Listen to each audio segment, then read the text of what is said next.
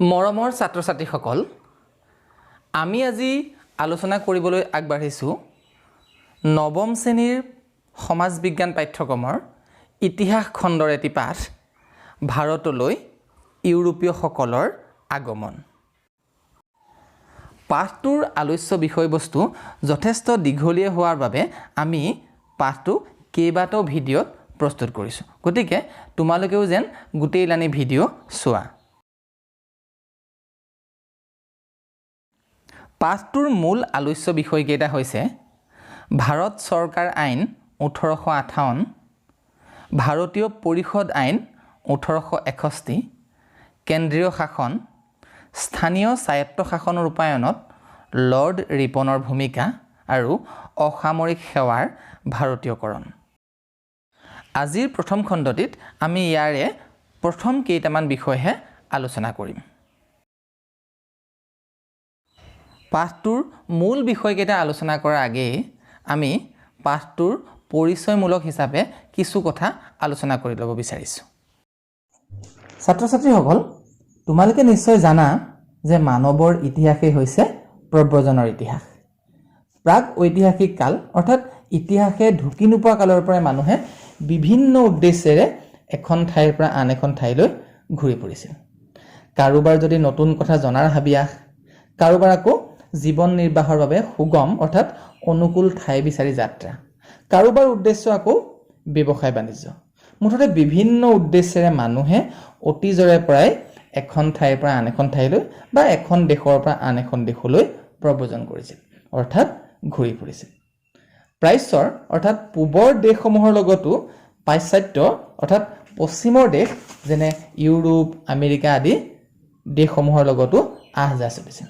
বিশেষকৈ প্ৰাচ্যৰ অন্যতম পুৰণি সভ্যতা ভাৰতৰ লগত প্ৰাচীন কালৰে পৰা গ্ৰীচ, ৰোম আদি ইউৰোপীয় দেশৰ যোগাযোগ চলিছিল।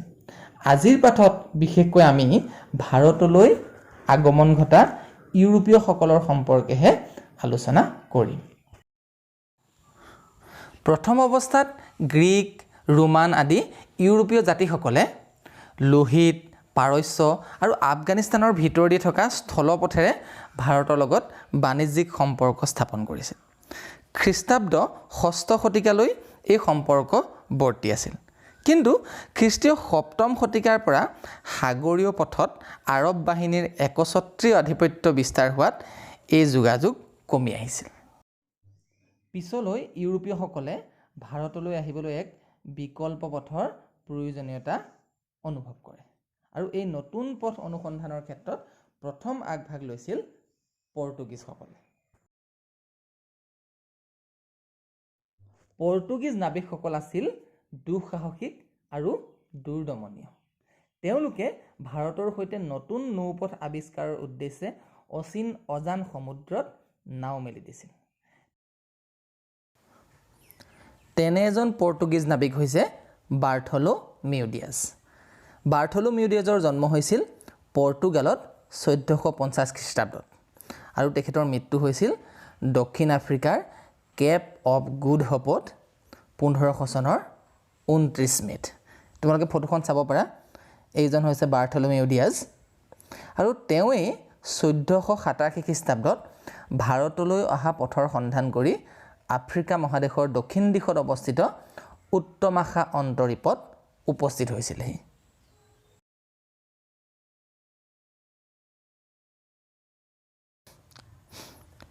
আন এজন পৰ্তুগীজ নাবিক হৈছে Vasco da Gama. Vasco da গামাৰ জন্ম হৈছিল পৰ্তুগালৰ চাইনছত আৰু তেওঁৰ মৃত্যু হৈছিল ভাৰতৰ কোচিত 1524 খ্ৰীষ্টাব্দৰ 24 ডিচেম্বৰত। এইজন হৈছে ভাস্কো দা গামা। তোমালোকে তেখেতৰ ছবিখন চাব পাৰা।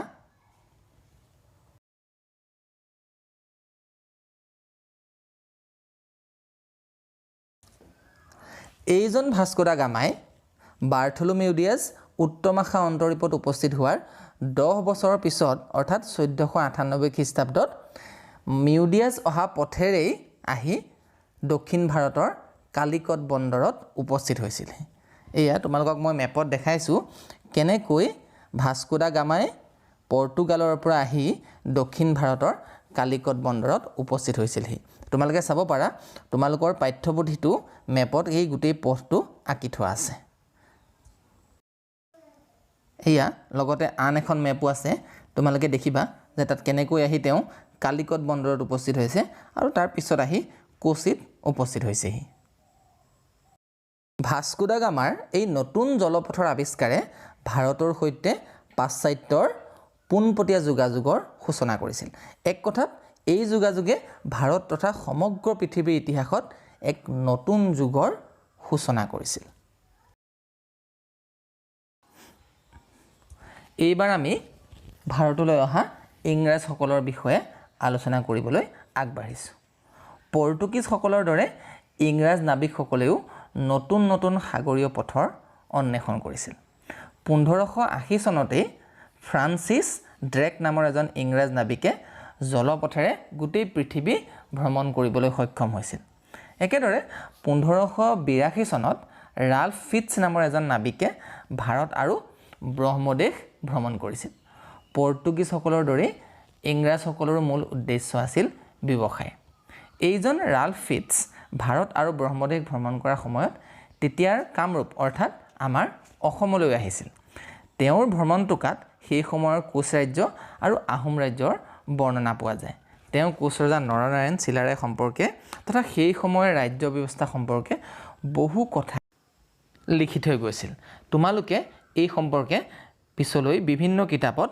পঢ়িবলৈ পাবা ছাত্ৰ ছাত্ৰীসকল আমি সকলোৱে নিশ্চয় ব্ৰিটিছ ইষ্ট ইণ্ডিয়া কোম্পানীৰ কথা জানো যিয়ে ভাৰতত ব্যৱসায়ৰ উদ্দেশ্যে আহি পিছত গুজেই গজালি মেলিছিল আৰু আমাৰ ভাৰতবৰ্ষখন শাসন কৰিবলৈ লৈছিল তাৰো আগতেই প্ৰথমবাৰ অৰ্থাৎ 1599 চনতে জৰ্জ মিলডেন হল নামৰ এজন নাবিকে ইংৰাজ ৰাণী এলিজাবেথৰ পৰা এখন অনুমতি পত্ৰ লৈ ভাৰতত প্ৰৱেশ কৰিছিল কিন্তু তাৰ পিছৰ বছৰতে ইংৰাজৰ কিছু সদাগৰ লগ হৈ এটা ব্যৱসায়িক প্ৰতিষ্ঠান লণ্ডনত গঠন কৰিছিল এই ব্যৱসায়িক প্ৰতিষ্ঠানটোৱে পিছলৈ ইংলিছ ইষ্ট ইণ্ডিয়া কোম্পানী নামেৰে জনাজাত হৈছিল এই কোম্পানীটোক ইংলেণ্ডৰ ৰাণীয়ে প্ৰথমতে দক্ষিণ আফ্ৰিকাৰ দক্ষিণ দিশত অৱস্থিত উত্তমাখা অন্তৰীপৰ পৰা আৰম্ভ কৰি দক্ষিণ আমেৰিকাৰ মাগালান প্ৰণালী পৰ্যন্ত বিশাল সাগৰীয় এলেকাত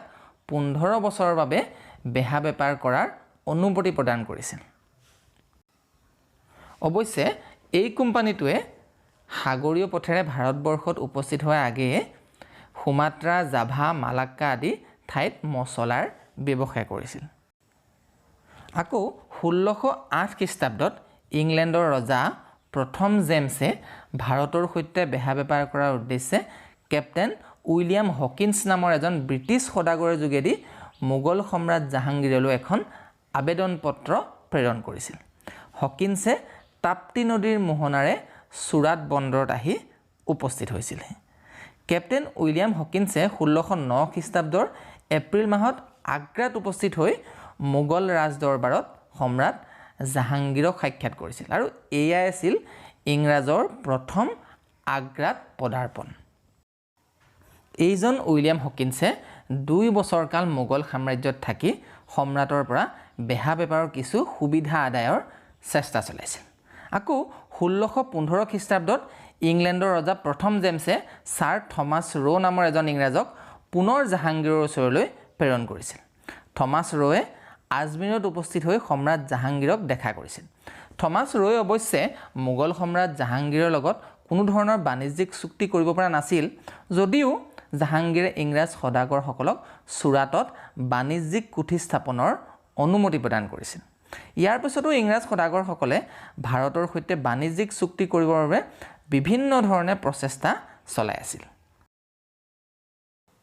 ছাত্ৰ ছাত্ৰীসকল তোমালোকক মই ইতিমধ্যে কৈছোঁৱে যে ইষ্ট ইণ্ডিয়া কোম্পানীৰ প্ৰথম আৰু প্ৰধান উদ্দেশ্য যদিও বেহা বেপাৰ কৰা আছিল তথাপি তেওঁলোকে কিন্তু পিছলৈ গুজেই গজালি মেলি ৰাজ্য শাসন কৰাৰ সপোন দেখিছিল আৰু সেই সময়ত ভাৰতীয় ৰজাসকলৰ মাজত শত্ৰুতা আৰু তেওঁলোকৰ মাজত থকা দুৰ্বলতা বিভিন্ন ধৰণৰ যুদ্ধ বিগ্ৰহৰ সুবিধা লৈ ইষ্ট ইণ্ডিয়া কোম্পানীয়ে লাহে লাহে ইখনৰ পাছত সিখন ৰাজ্য নিজৰ হাতলৈ আনিবলৈ প্ৰয়াস চলাইছিল 1661 খ্ৰীষ্টাব্দত ইংলেণ্ডৰ ৰজা দ্বিতীয় চাৰ্লছে পৰ্তুগীজ ৰাজকন্যা কেথৰিনক বিয়া কৰাই যৌতুক হিচাপে মুম্বাই চহৰ লাভ কৰিছিল আৰু ৰজা চাৰ্লছে 1668 খ্ৰীষ্টাব্দত 50,000 পাউণ্ডৰ বিনিময়ত বোম্বাইক অৰ্থাৎ বৰ্তমানৰ মুম্বাইক ইংৰাজ কোম্পানীক স্থানান্তৰ কৰিছিল। তেতিয়াৰ পৰাই বোম্বাই কোম্পানীৰ প্ৰধান কাৰ্যালয়ত পৰিণত হৈছিল। 1690 খ্ৰীষ্টাব্দত জব চাৰ্নক নামৰ কোম্পানীৰ এজন বিষয়াই বংগৰ নবাবৰ লগত কৰা এখন চুক্তিৰ যোগেদি বছৰি 1200 টকাৰ খাজানাৰ বিনিময়ত কালীঘাট অৰ্থাৎ এতিয়াৰ কলকাতা, সূতানদী আৰু গোবিন্দপুৰ নামৰ তিনিখন গাঁৱৰ জমিদাৰ স্বত্ব কোম্পানী লাভ কৰি ইয়াত এটা বাণিজ্যিক কেন্দ্ৰ স্থাপন কৰিছিল। এই তিনিখন ঠাইৰ সমষ্টিয়ে পিছলৈ কলিকতা নগৰৰ ভেটিলৈ ৰূপান্তৰিত হয়। মনত ৰাখিবা, কালীঘাট অৰ্থাৎ কলিকতা, সূতানদী আৰু গোবিন্দপুৰ নামৰ তিনিখন গাঁৱৰ জমিদাৰী স্বত্ব কোম্পানীয়ে লাভ কৰিছিল আৰু তাতেই তেওঁলোকে এটা বাণিজ্যিক কেন্দ্ৰ স্থাপন কৰিছিল আৰু সেই বাণিজ্যিক কেন্দ্ৰটোৱে পিছলৈ হৈ গৈ কলিকতা আৰু বৰ্তমান কলকাতা। আৰু ইংলেণ্ডৰ ৰজা তৃতীয় উইলিয়ামৰ সন্মানাৰ্থে কলিকতাৰ বাণিজ্য কেন্দ্ৰটোৰ নাম ৰখা হৈছিল ফৰ্ট উইলিয়াম। ছাত্ৰ ছাত্ৰীসকল, এইখিনিতে মই তোমালোকক দুখন ফটো দেখুৱাম। প্ৰথমখন ফটো চোৱাচোন। এইখন হৈছে 1760 চনৰ ইষ্ট ইণ্ডিয়া কোম্পানীৰ অধীনস্থ কলিকতাৰ ফৰ্ট উইলিয়াম বাণিজ্য কেন্দ্ৰ। তোমালোকে ছবিখন ভালকৈ চোৱা।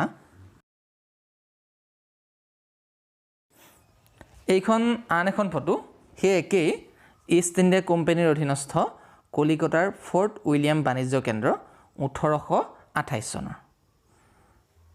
তোমালোকে ছবি দুখন ভালকৈ চাব পাৰা। তোমালোকৰ কিতাপতো এই ছবি দুখন আছে।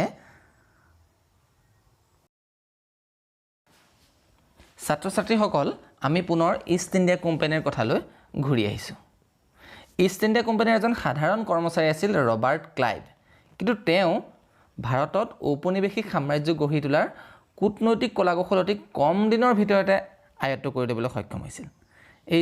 এইজন হৈছে ৰবাৰ্ট ক্লাইভ। তোমালোকে ফটোখন চাব পাৰা।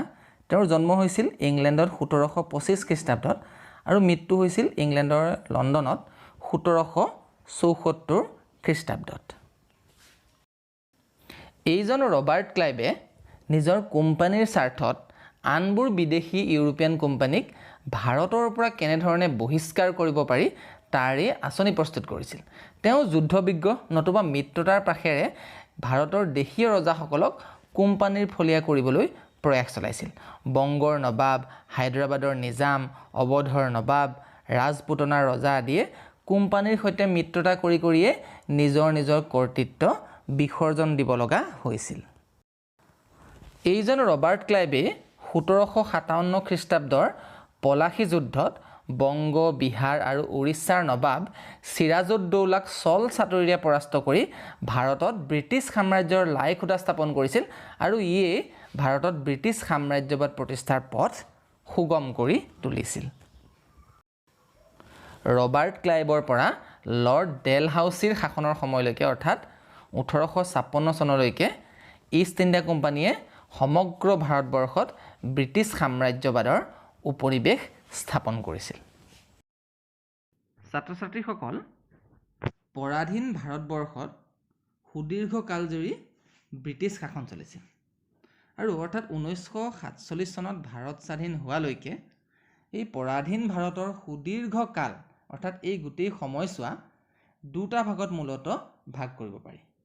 প্ৰথমটো হৈছে মোগল সাম্ৰাজ্য পতনৰ পৰা আৰম্ভ কৰি 1857 চনৰ চিপাহী বিদ্ৰোহলৈকে আৰু পিছৰ চোৱা হৈছে অৰ্থাৎ দ্বিতীয় কালচোৱা হৈছে 1858 চনৰ পৰা 1947 খ্ৰীষ্টাব্দত ভাৰতবৰ্ষ স্বাধীন হোৱালৈকে।